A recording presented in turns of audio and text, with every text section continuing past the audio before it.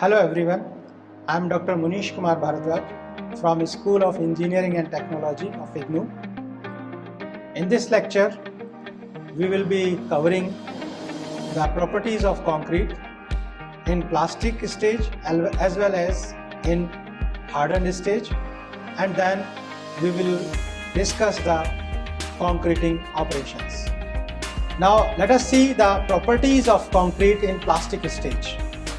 There are three properties which are classified into two categories. One category is desirable properties. In desirable properties, the property is workability of concrete. Second category is undesirable properties. In undesirable properties, there are two properties basically: segregation in concrete and bleeding of concrete.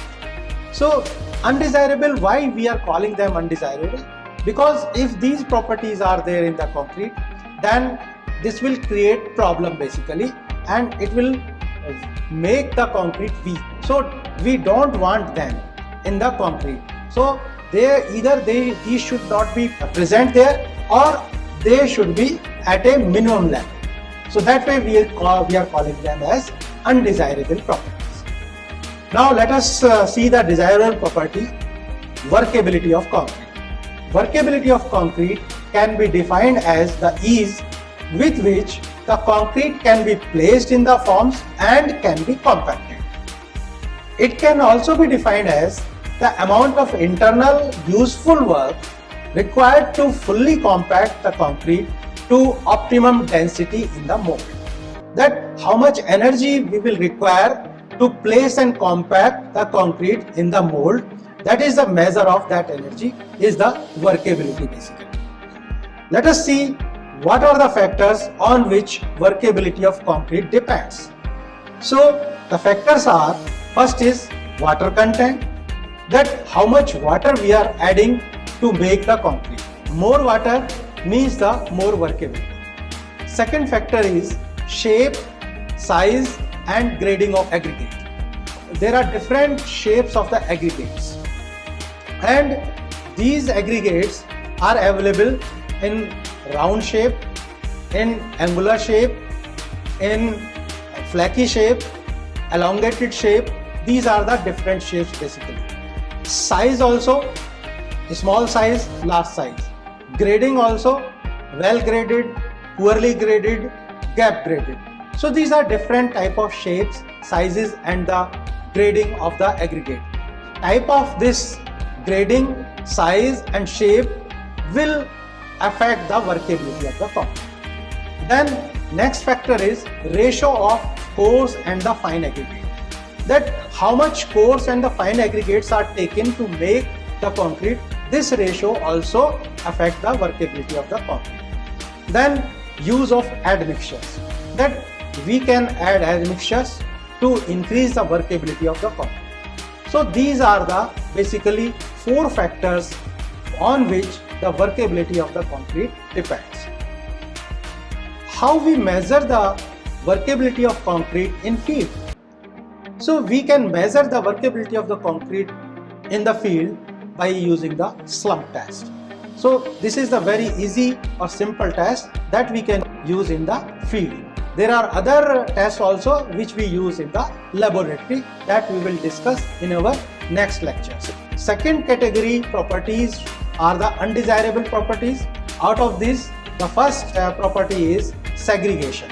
Segregation means the separation of cement paste from the mix. Means you know that in the concrete mix, cement paste is there and the aggregates are there. So here, when the cement paste is separated from the aggregates, this is called segregation. And this is an undesirable property which makes the concrete weak basically. So we don't want that segregation should be there. Segregation can be avoided by various methods. First is proper grading. Second is proper proportioning of the materials. Third is use of optimum quantity of water. Fourth is optimum compaction. Fifth is proper handling of the concrete. Then next is transporting, that how we are transporting it, that also will make a difference basically. And finally, placing, compacting and finishing. These all will affect the segregation. Whether segregation will be there or will not be there, that will depend basically on these factors. Next property is bleeding. What is bleeding? The appearance of water on the surface of the concrete after compaction is called as bleeding. Sometimes what we see basically that water along with some amount of cement paste comes at the surface of the concrete. So this is called bleeding. Bleeding indicates the presence of excess water in concrete or deficiency of fine material or too much finishing. These are the three things basically which indicates that the bleeding may occur. Now bleeding, what does it do? Bleeding disturbs the uniformity of the surface and makes it dusty, porous and weak. That when this water along with some amount of cement paste reaching at the surface after drying, actually this doesn't consolidate basically, it remains in the loose powder form and it makes the surface dusty. The concrete becomes porous also, and when the concrete is porous, it means it will make the concrete weak basically. So these are the problems with the bleeding. It is very harmful to the concrete because it reduces the strength of the concrete. So that way this property is undesirable property, that this should not be there. How we can reduce the bleeding? There are different options. That first of all, we should use the proper mix. Means proportions of the different ingredients should be in a proper amount. Then second is optimum water cement ratio. That water cement ratio should be optimum. We should not use much water for preparation of the concrete. Then we can reduce the bleeding by using the richer mixes. Richer mixes means more amount of cement. Then another method is that we can add the air entraining agents. That these air entraining agents will help us to prepare concrete by using less amount of water. Then another way is that we have to use the more fine sand. So if we are doing all these things, we can reduce the bleeding in the concrete. Now properties of the concrete in hardened stage. What are the properties in hardened stage? First is strength of the concrete. Second is durability of the concrete. Third is impermeability of concrete. And fourth is dimensional changes. What are these? Let us see one by one. First is strength of concrete. The ability of concrete to bear the load is called its strength. And strength of concrete depends upon following factors. What are these? Water cement ratio, quality of cement, degree of compaction, then curing, that for how long time the curing is done. Then we will see that what are different types of strength of concrete that we take into account when we are designing any structure and constructing any structure. The different type of strength of the concrete which are considered are: first is compressive strength, second is tensile strength, third is bond strength, then fourth is shear strength. So these are the four type of strength. Second property in hardened stage is durability. What is durability basically? The durability of concrete is its resistance to disintegration under the forces of environment, such as weathering. That what is the effect of weathering on the concrete?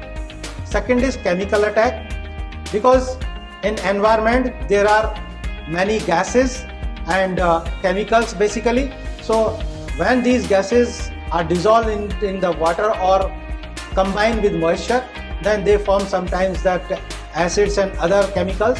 With these chemicals may attack the concrete, but our concrete should be durable. It should not be affected by these chemical attacks basically. So then we call it as a durable. Then fire, that our concrete should be fire resistant up to a certain degree, means in case of fire it should be durable. Then dense and strong concrete has better durability in extreme weather conditions. That how we can ensure the durability, that if we use the dense and the strong concrete, then we can ensure that our concrete is durable under the extreme weather conditions. Then the durability of concrete depends upon basically quality of materials used first, and the second is optimum water cement ratio. Next property in hardened stage is impermeability. That we want that concrete should be impermeable. Impermeable means the resistance provided by the concrete to the flow of water through it. That water should not flow through it. There should not be connected voids so that water can flow through the concrete. Because what will happen basically, that if water can penetrate through this, it can damage the concrete. So that way the concrete should be impermeable. Excess water during the manufacturing of the concrete causes the permeability of concrete. Because if you are using the excess water, so after drying, what will happen? It will leave the voids in the concrete basically, and it will make the concrete permeable. Then impermeability is important especially for exposed surfaces and the water retaining structures. So these are the two conditions where we have to be very cautious about the impermeability of the concrete. Means the exposed surfaces, means the exterior, just like exterior walls basically. And second is the liquid retaining structures, because if the liquid retaining structure is permeable, then there will be leakage through that structure. So that way this property we have to take care of. This impermeability of concrete we can improve by using low water cement ratio first, then dense and well graded aggregate if we use, then we will get the impermeable concrete.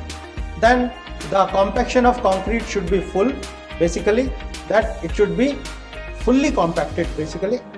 Then curing should be for a sufficient time so that the concrete gains its strength fully. Then we can also cover the surfaces by special gasoline proof members and the plastic films to improve the impermeability of the concrete. Next property in hardened stage of the concrete is dimensional changes. What is the meaning of dimensional changes? That when concrete hardens and dries, then there is a possibility that there is a shrinkage, or due to the effect of water there may be expansion. So the shrinkage as well as the expansion, this will make the dimensional changes in the concrete. And these dimensional changes, because of these effects, because of drying or wetting basically, because of shrinkage or expansion basically, depends upon following factors. What are these? First is elasticity, second is shrinkage, third is creep, and fourth is thermal expansion. Now let us see one by one these factors. Elasticity, you know that it is the property of gaining its shape and size after the load is removed. But here the problem with the concrete is that concrete is the brittle material, and it shows basically for a very short range it shows the elastic behavior. The modulus of elasticity is the measure of resistance of concrete to deformation, and this elasticity depends upon, this modulus of elasticity depends upon basically on the following four factors. First is strength of the concrete, then moisture content in the concrete, then type of aggregate used for making concrete, and the age of concrete at which you are testing to get the modulus of elasticity. These are the factors. The next factor is shrinkage. Reduction in volume during hardening and drying of concrete is known as shrinkage. The shrinkage is higher with the higher cement content or water content.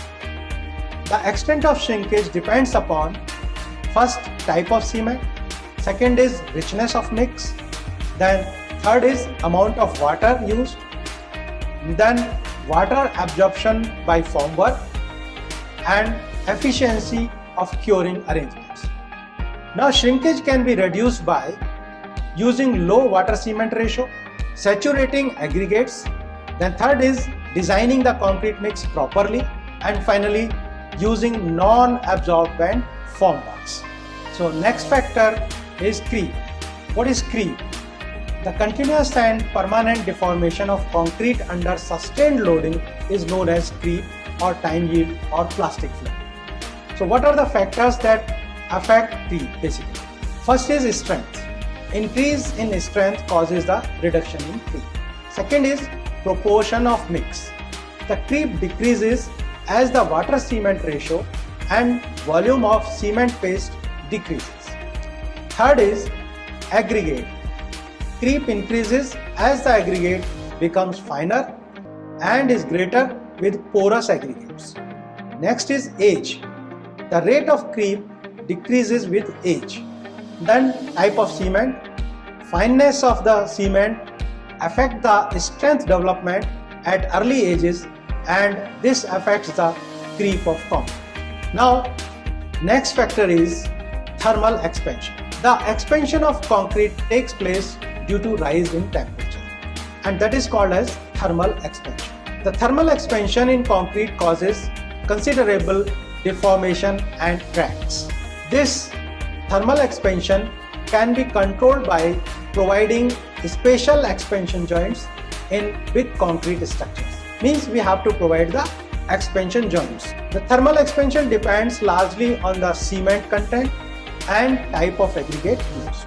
Concrete prepared from siliceous aggregate expand more than those concretes which are prepared from calcareous aggregates.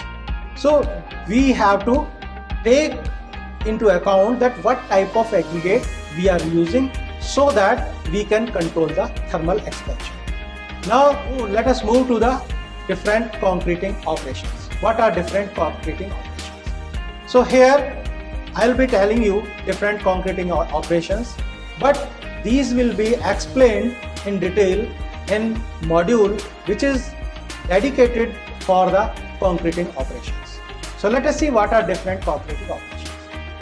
First is storage of materials. That we have procured the materials, then for preparing the concrete we have to store the materials at some place safely and in a proper manner. Second is proportioning and batching. That how we have to proportion different ingredients and how we will do the batching. Batching means basically the measurements. Then mixing of the ingredients. Then we have mixed means prepared the concrete, then transportation of concrete. Now the concrete has reached at the site, now placing the concrete in the formworks. Then after placing the concrete in the formworks, next step is compacting. We have to compact properly so that there are no air voids. Then after compacting, we have to finish basically. Means we have to give a proper smooth surface to the concrete. And after doing all these operations, the very much important operation is curing of concrete. Now let us briefly see these, what are the different operations. First is storage. What precautions we should take for storing the different materials basically. Let us take first the cement. Cement may absorb moisture from the atmosphere and may become useless for the structural work if not properly stored. Means we have to store the cement in a proper manner. If it absorbs moisture, then it will become useless. Then if moisture exceeds 5%, the cement becomes useless. Next is, it is advisable to avoid storing of cement in jute bags for a period longer than 3 months, because in jute bags there is a possibility of absorption of the moisture. The loose cement may be stored indefinitely in airtight containers. Means if you are using the airtight containers, then you can store the loose cement for indefinite period. There will be no effect on the properties of the concrete. the cement bags are stacked in piles, and for economical way, we have to stack the bags in a pile of 10 bags. The distance between the piles of the cement bags and exterior walls of the building should be minimum 30 centimeters. And also the distance between the two piles of the cement bag should be about 90 centimeters. So it is about the storage of the cement. Now aggregates. What precautions we should take for storage of aggregates? Size and grading should not be disturbed. But we should take the proper care that the different size of aggregates are stacked or stored at different places, and also their grading should also not be disturbed. Aggregate does not get mixed with the deleterious impurities, because if the dust and other soil materials are mixed with the aggregate, then it will have a bad effect on the property of the or the quality of the concrete. Now next factor is batching. What do you mean by batching? Batching is measurement of the materials for making concrete. How we do the batching? There are two methods of batching: volume batching and the weigh batching. In volume batching, what we do, we measure the ingredients by their volume, means in liters. Aggregates are measured by containers of volume of 35 liters. We make some wooden boxes which is measuring, actually the capacity of the box is 35 liters. So aggregate is measured by these containers. Volume batching is preferred for minor works and where the quantity is very less. Means if the concreting work is of minor nature basically and it is of not much importance, then only we can go for the volume batching. Otherwise, for all important concreting works, we should go for the weigh batching. What is weigh batching basically? In weigh batching, we measure the materials by their weight. We measure in kgs. Next is mixing. In mixing operation, what we should take care that mix should be homogeneous, uniform in color, and it should have good consistency. Now, what are the methods of mixing? There are two methods basically: hand mixing and the machine mixing. In hand mixing, what we do basically, first of all, the ingredients are mixed in dry state. We are taking the ingredients in dry state and we are mixing these ingredients basically. Then water is added in correct quantity and then wet mixing is done. For this hand mixing, 8 to 10% of extra cement is added because here we cannot ensure that much of good mixing as we can obtain in case of the machine mixing. So let us see what we do in machine mixing. Mixing is done in mixers. Mixers are the machines which mixes the different ingredients of the concrete. Here in machine mixing, better and the uniform mixing of concrete ingredients is done, and because of that we get the better quality of concrete, that too at a faster rate. Now next operation is transportation. What precaution we should take in transportation? That homogeneity that we obtained during the good mixing basically, that should be there at the time of transportation also. Because if during transportation the homogeneity of our mix is disturbed, then there is no use of having the good mixing basically. And what will it result basically? It will result in a bad quality of concrete. So what are the different methods of transportation? First is mortar pan. That concrete can be transported in pans. Second is wheelbarrow or the hand cart. Hand cart are also used for transporting the concrete. Another way is transporting the concrete by crane bucket and rope. Another method is pumps and the pipeline, that you can pump the concrete to the desired place. Next is belt conveyors.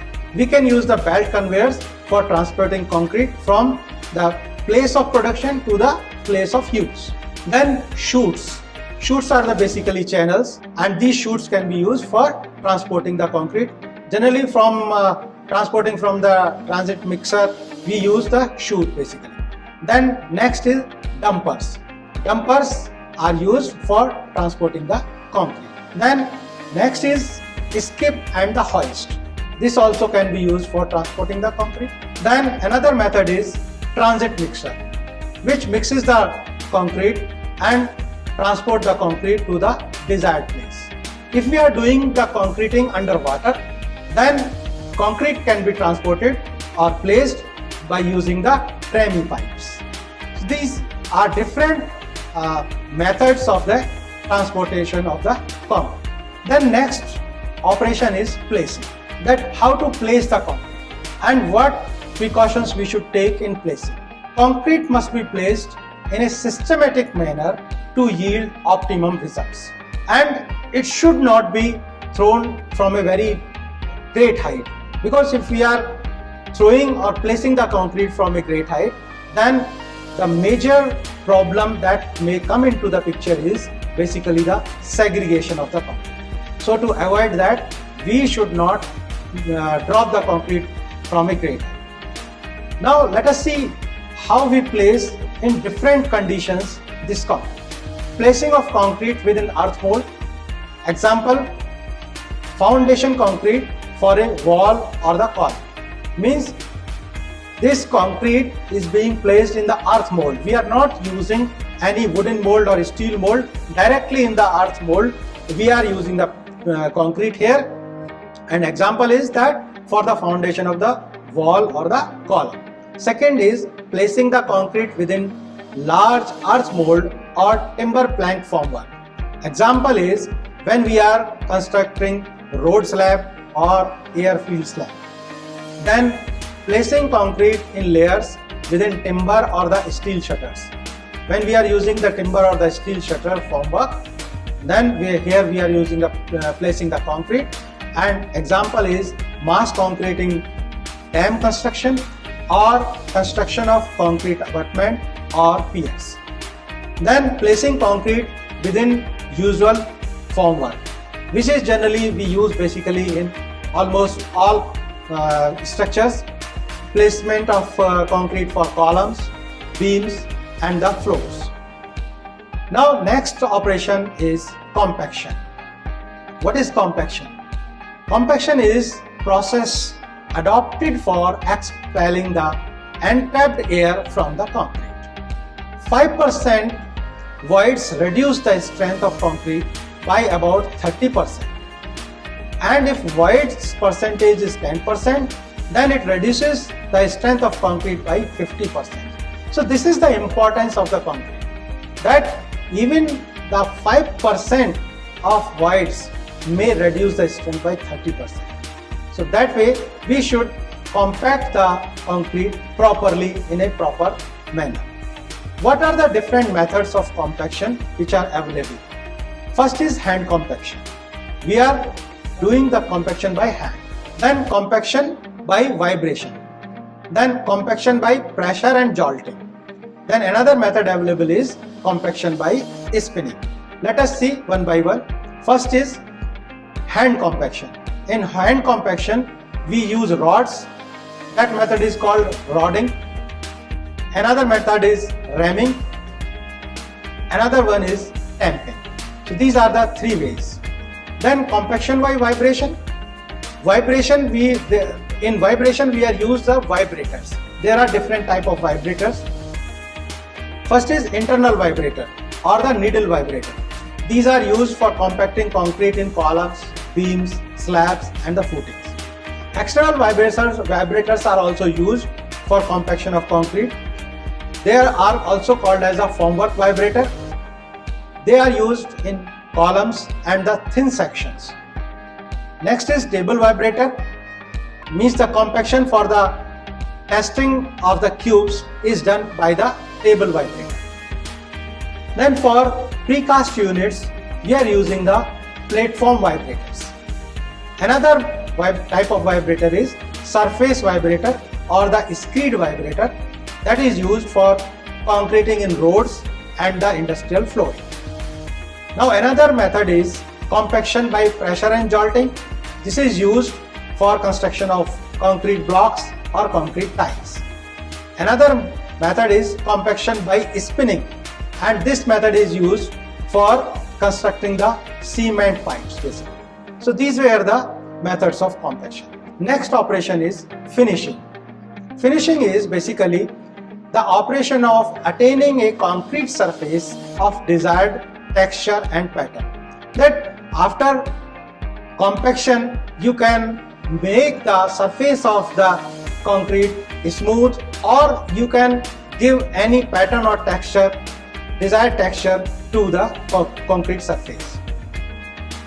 Why we do that? Functional and the decorative requirements determine the finish of the concrete surface, because we can do the decorative work, or there may be some functional requirement that if you are creating a floor, then it should not be very smooth, then you can do some finishing operations in that. Finishing makes concrete more functional and aesthetic. So this is the importance of doing the finishing. What are the different operations in finishing? First is screeding, second is floating, third is troweling. So by these operations you can do the finishing of the concrete. And texture of the surface concrete, you can make the desired texture, you can give the desired texture to the concrete surface by doing these operations. Now the floating, you can see the floating operation, the screeding operation and the troweling operations, how they are done, these are shown here basically. Now next operation, and you can say the final operation, is curing of concrete. That after placing, compacting, doing finishing, basically it is not the end of the concreting work basically. To achieve or to attain the strength, concrete requires curing. Curing is basically the process of keeping the surface of the concrete moist for a certain period after compaction to ensure complete hydration of cement. Hydration of cement means basically it is a chemical reaction that cement reacts with water, and this process takes time. So up to that stage we have to make the concrete surface wet so that the full hydration of cement occurs basically. That is the importance of curing. Curing improves the properties of concrete such as water tightness, wear resistance, strength of the concrete, volume stability of the concrete and durability of the concrete. Approximately 3 gallons of water. 1 gallon is, British gallon is roughly around 4.5 liters basically. So here approximately 3 gallons of water is required to hydrate 1 bag of cement. If loss of water due to evaporation is more, hydration process will stop and concrete will shrink, thus creating tensile stresses at the drying surface. Means there may be cracks in that surface basically. What are the different methods for curing? Methods available for curing, important methods are water curing, we use water basically, then membrane curing, and another important method is steam curing. So these are the 3 methods for curing. So in this discussion we covered basically the properties of concrete in 2 stages. First in plastic stage, second in hardened stage, and after discussing the properties of concrete we discussed the concreting operations, that what are different concreting operations, starting from storage of the ingredients or the storage of the material to the finally the curing of the concrete basically. So this discussion involved all these operations and the properties of concrete. Thank you for watching and listening.